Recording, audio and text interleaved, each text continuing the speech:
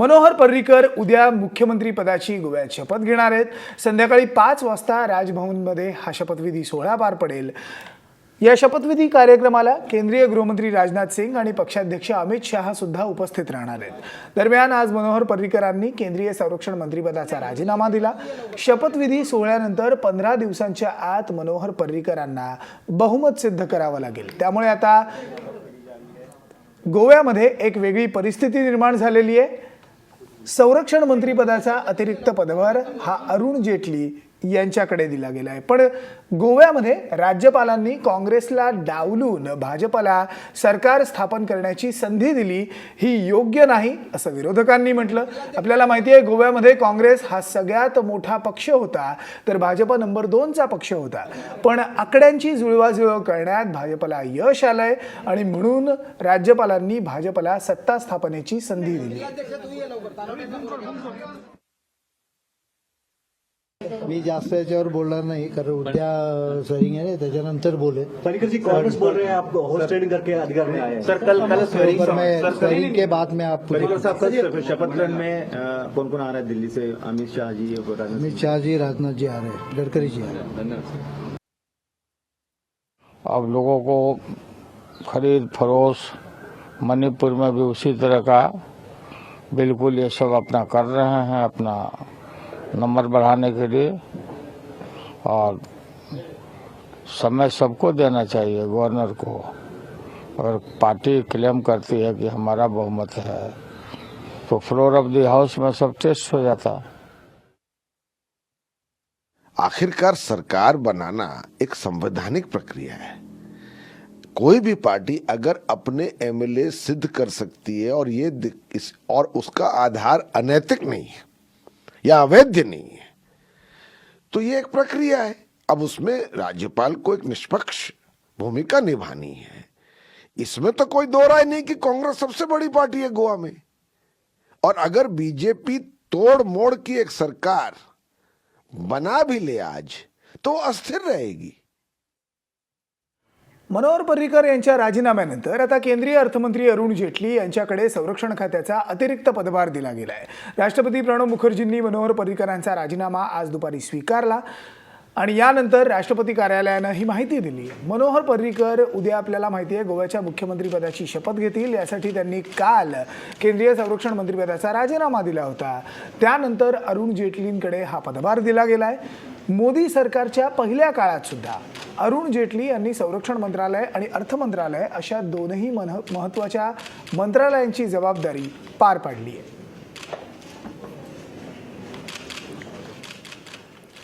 आपण पाहिलं गोव्यात नेमकं काय घडलंय। गोव्यामध्ये काँग्रेस हा सगळ्यात मोठा पक्ष, सगळ्यात मोठी पार्टी म्हणून जरी समोर आली असेल निवडणुकांमध्ये, तरी सुद्धा भाजपला सत्ता स्थापनेची संधी मिळालेली आहे। भाजप नंबर 2 होती।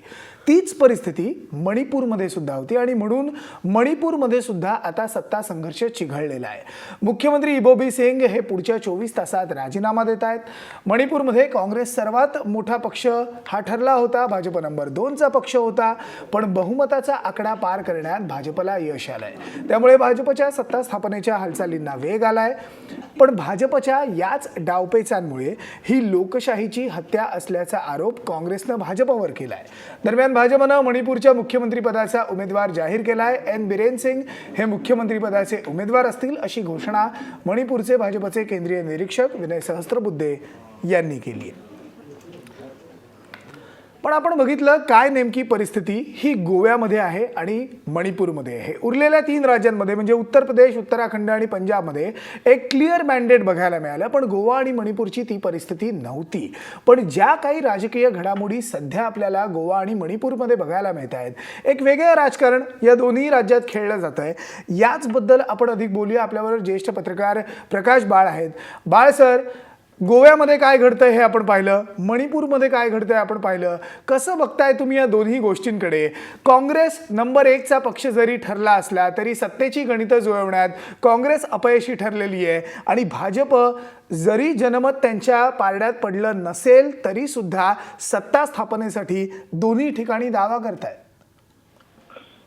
नाही, मला असं वाटतं की एकीकडे बघा तुम्ही की घटनात्मक कायदेशीर सगळ्या तरतुदी पूर्णतः वाऱ्यावर सोडून किंवा पायदळी तुडवून काही करून सत्ता मिळवायची, हे गेले 2.5 वर्ष विशेषतः ईशान्य भारतातल्या छोट्या राज्यात भाजपचं धोरण राहिलेलं आहे. त्यामुळे अरुणाचल प्रदेश असेल, ह्या सगळ्या राज्यात, छोट्या छोट्या राज्यात आपण बघितलं काय झालं गोंधळ. अगदी तेच गोव्यात होते. आणि दुसऱ्या बाजूला काँग्रेस मधली गटबाजी आणि या गटबाजीला लगाम घालण्याला अपयशी ठरलेलं गलथान काँग्रेस नेतृत्व, यामुळे हे झालेलं आहे. आता तुम्ही बघा की उत्तराखंडमध्ये हरीश रावत जे मुख्यमंत्री होते त्यांचा पराभव झाला.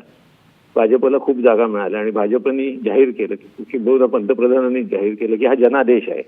हा, आता गोव्यात रमाकांत पार्सेकर जे भाजपचे मुख्यमंत्री होते त्यांचाही पराभव झाला. मग तो जनादेश नाही. अगदी. आणि भाजपपेक्षा 4 जागा काँग्रेसला जास्ती मिळालेल्या आहेत. भाजपला 13 तर काँग्रेसला 17.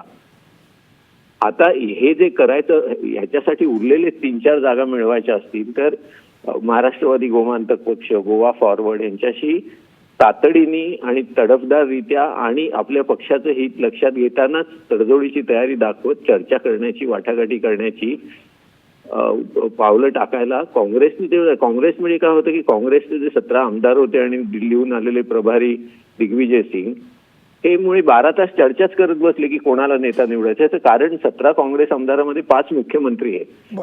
राणे आहेत, रवी नाईक आहेत, अमुक आहेत, तमुक आहेत. आणि ह्या प्रत्येकाला मुख्यमंत्री व्हायचं होतं आणि सगळ्या 17 जणांनाही मुख्यमंत्री व्हायचं होतं. त्यामुळे नेताच निवडताना दिग्विजय सिंग हताश झाले ना.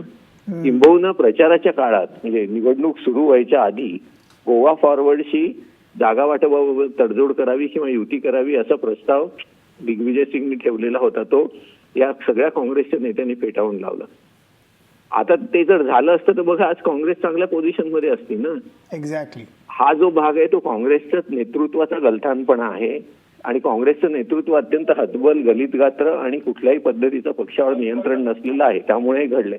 आणि दुसऱ्या बाजूला प्रत्येक म्हणजे ही आजच नाही, 2.5 वर्षाची नाही, प्रत्येक वेळेला अशा तऱ्हेचं कुठलाही विधिनिषेध न ठेवता आणि काही कायदेशीर घटनात्मक तरतुदीचा पूर्णतः भंग करून सत्ता काबीज करणं भाजप कुठलीही मजल गाठू शकतो. म्हणजे आता बघा की 17 जागा जर गोव्यात काँग्रेसला आहेत तर तिथल्या ज्या राज्यपाल आहेत मृदुल सिन्हा यांनी काँग्रेसला पहिला सरकार बनवायची संधी द्यायला पाहिजे होती ना. अगदी. तसंच मणिपूरमध्ये झालं ना. मणिपूरमध्ये 21 जागा भाजपला आहेत आणि 28 जागा काँग्रेसला आहेत. त्यामुळे काँग्रेस फक्त 2च ह्याच्या 3 जागांनी कमी आहे. तर काँग्रेसला चान्स द्यायला पाहिजे होता ना. तर त्याच्यात तिथे ज्या नजमा हेपतुल्ला आहेत राज्यपाल, त्या राज्यपालांनी असं इबोबी सिंगनं सांगितलं, ते जाऊन त्यांनी क्लेम केला की तुम्ही राजीनामा द्यायला पाहिजे. आता हे म्हणजे टेक्निकल आहे, तांत्रिक बाबी आहेत की माझ्या सरकारचं निवडणूक झाली, मी बहुसंख्य म्हणजे सर्वात मोठा पक्ष म्हणून पुढे आलो, मी राजीनामा देतो आणि मी क्लेम स्टेक करतो, अशी दोन्ही पत्र एकत्र द्यावी लागतात. पण इबोबी सिंग हे देऊ शकले नाहीत कारण त्यांना खात्री नाही की आपल्याला नेता म्हणून निवडतील. म्हणजे ही परत काँग्रेसमधल्या अंतर्गत गडबाजीचा भाग आहे. त्याचा फायदा भाजपने घेतला आणि याच्यात इतकं पराकोटीचं विधिनिषेध शून्य राजकारण चालतं की तिकडे दिल्लीत ममता बॅनर्जी मोदींच्या नावाने खणाखणा शंख करतायत आणि मणिपूरमध्ये तृणमूलच्या आमदारांनी भाजपला पाठिंबा दिला. आता हा जो प्रकार आहे ना, आणि एक मला असं वाटतं की व्यापकरित्या विचार करताना हे लक्षात घेणं आवश्यक आहे की भाजपची अगदी 80च्या दशकापासून जी वाढ होत गेलेली आहे ना, ती सत्तेसाठी बिगर काँग्रेस पक्ष कुठल्याही थराला जाऊ शकतात आणि कशाही प्रकारच्या तडजोडी करू शकतात याची संधी साधत भाजप आज सत्तेपर्यंत पोहोचलेला आहे आणि तो ते आजही तेच करतो छोट्या राज्यात. ऍब्सोल्युटली. पण आता हे थांबवण्याचं काँग्रेसचं काम आहे ना. पण बाय सर, मला हाच मुद्दा तुम्हाला विचारायचा आहे, कारण जर 2019 पर्यंत जर आपण हा सगळ्या दोन्ही पक्षांचा प्रवास पाहिला, 2019ला आता फक्त 2च वर्ष उरलेली आहेत. जर या 2019च्या निवडणुकीपर्यंतचा आता या दोन्ही पक्षांचा प्रवास पाहिला, काँग्रेस एक असा पक्ष दिसतोय की ज्यांना काय करायचं आहे हेच कळत नाहीये. अंतर्गत गटबाजीचा फटका प्रत्येक राज्यामध्ये काँग्रेसला बसलेला आहे. दुसरीकडे काँग्रेसला कसंही करून बाहेर ठेवून सगळ्या राज्यांमध्ये जिथे शक्य होईल तिकडे आपल्याला सत्ता मिळाली पाहिजे, हा एक उद्देश भाजपने केला आहे. या दोन्ही पक्षांच्या या रणनीतींकडे तुम्ही नेमकं कसं बघताय? 2019ची मोठी जनरल इलेक्शन जर आपण समोर ठेवलं तर? नाही, म्हणजे एक तर आता आपण एक गोष्ट स्पष्टपणे कबूल करायला पाहिजे की उत्तर प्रदेश आणि उत्तराखंडचे जे निकाल लागले त्यानंतर 2019 साली भाजप पुन्हा सत्तेवर येणार हे निर्विवाद सत्य आहे, हे बरोबर. कोणीही नाकारू शकत नाही. आणि दुसऱ्या बाजूला हेही निर्विवाद सत्य आहे की राहुल गांधी यांच्या नेतृत्वाखाली काँग्रेसला काहीही भवितव्य नाही, अगदी हे निर्विवाद सत्य. आता याचा उपाय काय, तर काँग्रेसनी स्वतःला बदलायचं ठरवलं. आज 2 वर्ष नाही, पुढच्या तुम्ही बघा, ओमर अब्दुल्लांनी ट्विट केलंय की आता खरी लढाई 2024 साली. बरोबर आहे.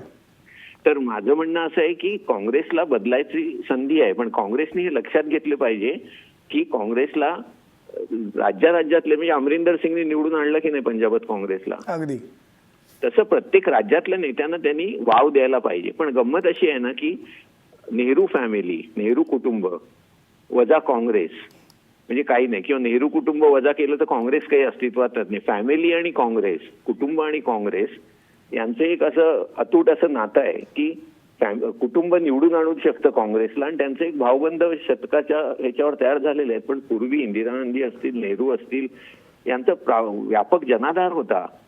राजीव गांधींना व्यापक जनाधार होता, नाही तर 452 जागा कशा मिळाल्या असत्या. बरोबर. आणि 1991 साली राजीव गांधींचा खून हा तामिळी वाघांनी केला नसता तर तेच परत सत्तेवर येणार होते. त्यामुळे प्रश्न असा आहे की काँग्रेसला बदलायची संधी आहे, काँग्रेस बदलू शकते, पण ते राहुल गांधींच्या हातनं होणार नाही. त्यामुळे खरी गरज कशी आहे माहिती ना, आता सोनिया गांधी सध्या परदेशी आहेत, त्या आजारी असल्यामुळे उपचारासाठी. पण त्यांनी ही मोठी चूक 2014 साली केली की 2014 साली एकदा पराभव झाल्यावर त्यांनी हे जाहीर करायला पाहिजे होतं, त्यांनी हे धोरण ठरवायला पाहिजे होतं खरं म्हणजे, की बाबा पक्षातले जे तरुण नेते आहेत, म्हणजे माधवराव सिंधियांचा मुलगा असेल, सचिन पायलट असेल, कोण असतील ते, ह्या सगळ्यांचं एक सामूहिक नेतृत्व तयार करेल, त्याच्यात एक राहुल असेल. एक्झॅक्टली. आणि मग हे जे सगळे दुग्धाचार्य बसलेले आहेत ना, की मोतीलाल वोरा हे पक्षाचे कोषाध्यक्ष आहेत, म्हणजे खजिनदार आहेत, ते गेले 40 वर्ष तिथेच आहेत, त्यांना हात धरल्याशिवाय चालता येत नाही. ह्या लोकांना बाजूला करा ना सगळ्यांना.